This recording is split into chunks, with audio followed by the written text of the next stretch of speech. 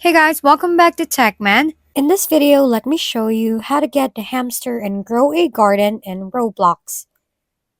Want the hamster pet and grow a garden? You can hatch it, trade it, or get it from drops. The only way is through the summer harvest shop next to the harvest wagon. You'll need 15 summer coins, which you earn by collecting summer fruits and donating them during the event. Hitting milestones gives you coins. Once unlocked, the hamster appears in your garden and occasionally runs on a wheel.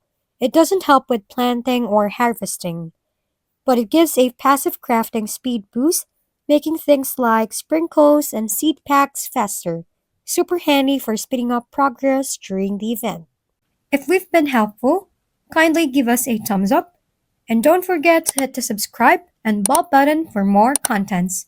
For any questions and suggestions, comment down below.